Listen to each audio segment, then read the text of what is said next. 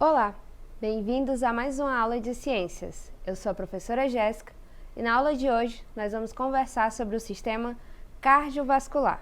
Vamos lá? Quando a gente fala do sistema cardiovascular, antes da gente entender sobre o funcionamento dele, observem essa imagem que aparece para vocês. Nessa imagem, vocês podem visualizar o que a gente chama de anatomia do coração. E aí, por que aparece essa imagem logo de cara para vocês? Para que vocês possam saber do que se trata o sistema cardiovascular. Esse sistema é aquele que trata a respeito da circulação sanguínea. E anteriormente, ele era muito chamado também de sistema circulatório. Então pode ser que vocês se deparem com os dois nomes, o sistema cardiovascular ou o sistema circulatório. Todas as duas denominações estão corretas. E aí, como eu falei para vocês, o principal ator desse sistema vai ser o coração que acabou de aparecer na tela para vocês. O que mais que a gente tem para citar a respeito desse coração? Vocês podem ver que o coração ele tem várias particularidades, ele tem várias estruturas. Aí na imagem vocês podem observar que o nosso coração, o coração humano, ele é um coração tetracavitário. O que isso quer dizer? Quer dizer que ele é dividido aí em 2 átrios e 2 ventrículos. Nós teremos o átrio direito e nós teremos o ventrículo direito, bem como teremos o átrio esquerdo e o ventrículo esquerdo.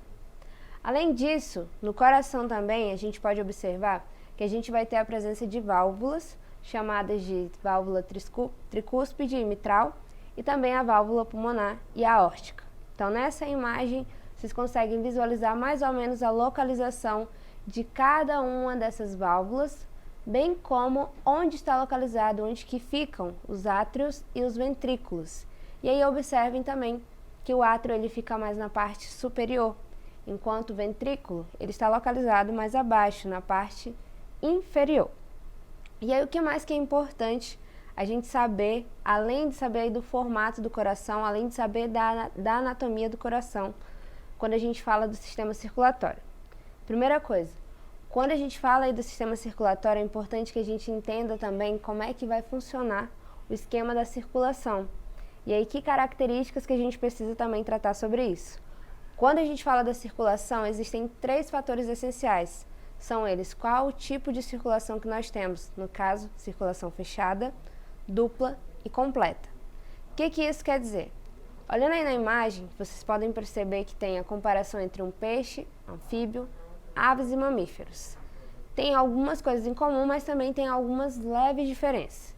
Primeira coisa, para começar, o que é uma circulação fechada, que é a circulação característica das aves e mamíferos? Vai ser aquela circulação que acontece dentro de vasos sanguíneos, dentro aí dos capilares. Já quando a gente trata aí a respeito de circulação dupla, que é a segunda denominação que aparece aí, que é característica da circulação de aves e mamíferos, o que vai ser uma circulação dupla? Significa que o sangue ele vai passar pelo coração 2 vezes. E o outro detalhe que a gente tem aí é que a circulação ela vai ser completa, ou seja, nós vamos ter a separação do sangue venoso e do sangue arterial, ou seja, nós temos a separação do sangue rico em gás carbônico e do sangue rico em gás oxigênio, onde na imagem vocês podem ver que o sangue rico em gás oxigênio vai ser aí o vermelho e esse retratado em azul, o rico em gás carbônico. Claro que são só representações para que fique mais fácil o nosso entendimento. E o que mais que vale a gente destacar, além desses 3 detalhes da circulação, né? Ser fechada, dupla e completa, que é bem característico das aves e mamíferos. Também tem a questão do sangue arterial e venoso, que eu estava acabando de falar para vocês. Aí em vermelho a gente tem a representação do sangue arterial, em azul nós temos a representação do sangue venoso. E como eu disse para vocês, qual que vai ser a diferença entre esses 2 tipos de sangue? Quando a gente fala do sangue arterial, que é esse representado na cor vermelha que apareceu para vocês, o sangue arterial vai ser aquele rico em oxigênio. E esse sangue rico em oxigênio é o que tem que ser bombeado do coração para todo o corpo, porque dessa forma garante que os nutrientes cheguem a todos os lugares que eles precisam operar. E já o sangue venoso, que é esse representado em azul que vocês podem ver na imagem, quando a gente fala do sangue venoso, ele já vai ser rico em gás carbônico, ou seja, se ele é rico em gás carbônico, ele vai ser pobre em gás oxigênio.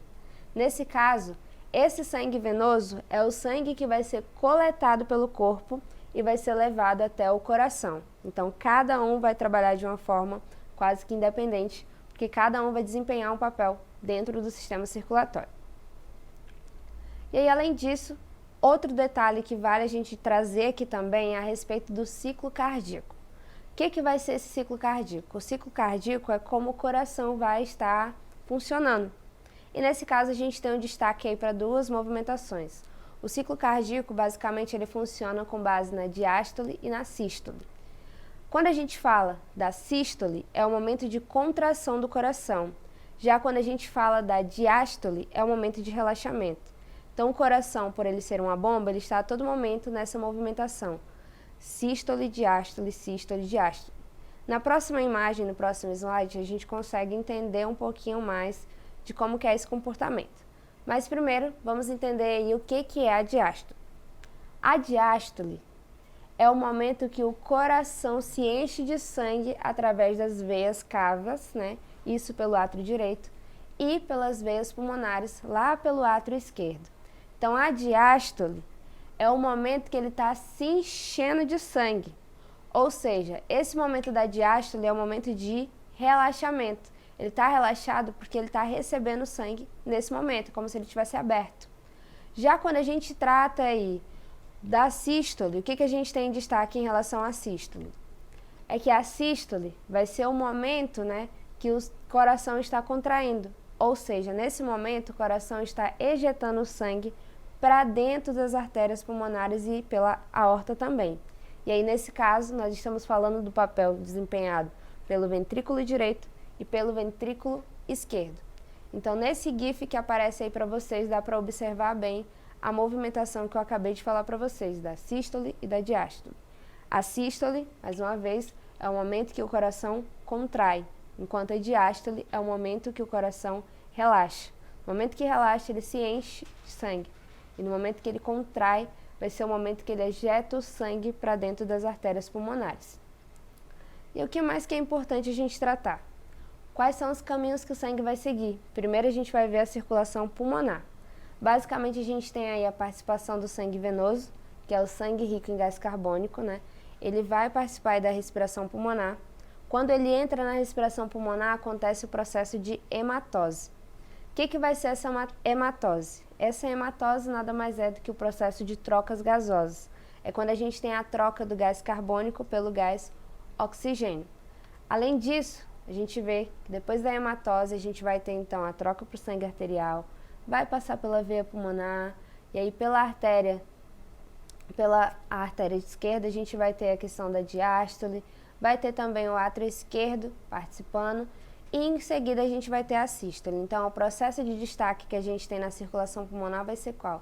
Sangue venoso, hematose, sangue arterial, diástole e fecha aí com a sístole. E a circulação sistêmica, ela já vai ser um pouquinho diferente. Essa circulação sistêmica, quem é que a gente tem de destaque? A gente vai ter aí as trocas gasosas, em seguida a gente tem o movimento do sangue venoso, passa pelas veias cavas e aí que acontece a diástole, tá? Que é o momento de relaxamento para que possa finalmente ocorrer a sístole. Então são movimentos que parecem bem similares, mas que eles apresentam algumas leves diferenças. E além disso, o que vale a gente destacar a respeito do sistema cardiovascular? Vale a gente trazer as principais informações aí que estão reunidas para vocês nesse mapa mental. O que a gente tem de importante aí? Primeiro, a definição desse sistema. Segundo, quais são os vasos sanguíneos que participam do processo e qual que é o papel desempenhado pelo coração. Então, basicamente, quando a gente fala do sistema cardiovascular, estamos falando do sistema circulatório. E esse sistema é essencial para que a gente tenha a garantia de que todos os nutrientes vão chegar a todos os lugares do nosso corpo, bem como o oxigênio. E quando a gente fala dos vasos sanguíneos, a gente vai ver aí que a gente está tratando das artérias, das veias e até mesmo dos vasos capilares. E todos eles é o que traz aquela característica da gente ter uma circulação fechada, que é a circulação que acontece dentro de pequenos vasos. E o coração, como eu falei, ele vai ser o principal órgão dentro desse sistema, porque é ele que vai funcionar como uma bomba que vai estar injetando, que vai estar recebendo todo o sangue necessário, né, para que a gente possa estar fazendo as nossas ações. E para a gente fechar, a gente tem aí o nosso exercitando. No nosso exercitando de hoje, nós temos aí 4 questões. Essas 4 questões é sobre as informações que eu mais pontuei para vocês ao longo da aula. A primeira questão que nós temos aí é a seguinte: o que é uma circulação fechada, dupla e completa? E aí, o que é essa circulação? Quando a gente fala da circulação fechada, o que a gente tem que destacar? Que é a circulação que acontece dentro dos nossos vasos sanguíneos.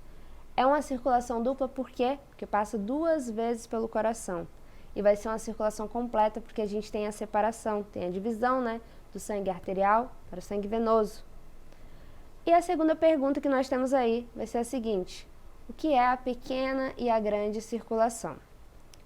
Quando a gente trata da pequena circulação, é aquela que basicamente vai do coração, pulmão, coração. É um caminho mais curto que vai ser percorrido. Já quando a gente fala da grande circulação, a gente vai colocar aí no meio desse processo todo o nosso corpo. Então sai do coração, passeia por todo o corpo e depois retorna ao coração, porque vai acabando sendo coletado, tá? Então essa vai ser a diferença, o caminho de um vai ser mais curto do que o outro. E a terceira questão que nós temos aí é a seguinte: diferencie sangue arterial e sangue venoso. Falei bastante para vocês sobre isso. O sangue arterial é o sangue que nós temos rico em gás oxigênio. Já o sangue venoso é o sangue que nós temos rico em gás carbônico. E para fechar, na nossa última pergunta nós temos aí, que é o processo de hematose. Essa palavra pode parecer bem estranha para vocês, mas é uma palavra essencial dentro do processo do sistema cardiovascular, que é o nosso sistema circulatório, como eu já disse para vocês. Esse processo de hematose nada mais é do que o processo de troca. Troca de quê? Troca de gases. No caso, a gente tem a troca do gás carbônico pelo gás oxigênio e vice-versa. E é essencial que esse processo aconteça para que possa ficar circulando no nosso corpo o oxigênio, que é essencial para as nossas atividades, e para que o gás carbônico possa ser coletado, para que ele possa ser eliminado também do nosso corpo. Então essa foi a nossa aula de hoje. Vocês podem acessá-la mais vezes lá na plataforma Eduque. Até a próxima aula!